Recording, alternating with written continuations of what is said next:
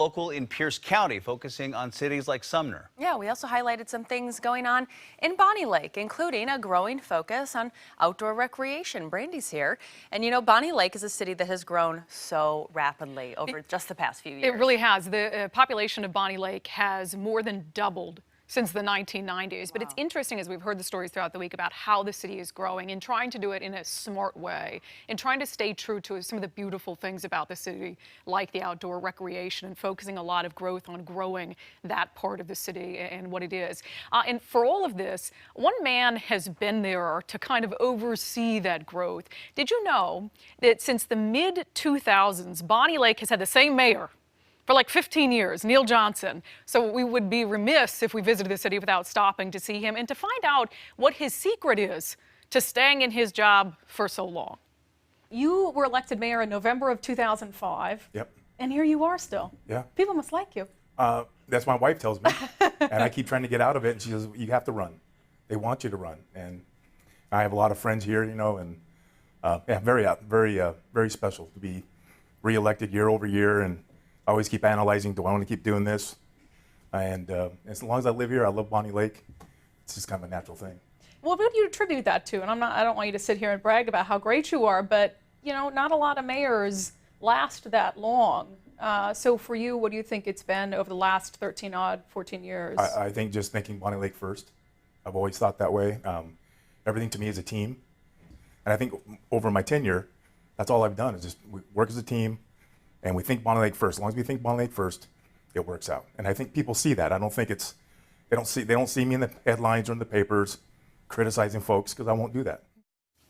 But for those of you who maybe live in Bonney Lake or know the story of Mayor Neil Johnson, during his years as mayor, he has overcome one of the most difficult personal challenges anyone can face. He was diagnosed with leukemia while in office in 2011. But through it all, he remained committed to his job, committed to the city. In fact, he even Skyped in one time, this made national news, to a city council meeting to read a proclamation from his hospital bed.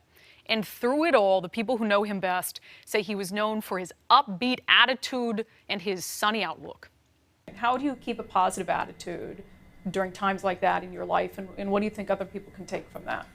You know, it's hard. I mean, I don't think there's any one way to do it. I think it just comes from, to me, I looked at it, my wife put it perfectly. She goes, what choice do you have? What choice do you have? You have your family, so you have two choices. Either you go forward and you go at it. You've always been a positive guy. I've always, you know, the glass half full. I've always been that way.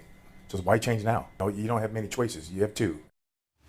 You have two choices. Either be positive or not. It really makes you rethink some of the things that you get upset about in life that seem minuscule. And here you have a guy battling leukemia, trying to keep focused on his job and his family and doing it with such a positive attitude. Something interesting I found out is that so when Neil was going through his cancer battle, he has two daughters and, you know, was worried about college tuition. And he said his medical bills nearly bankrupt the family. And so he decided to start a foundation. I've got, I can put a link up at the bottom of our screen here. It's called the Johnson Cancer Foundation.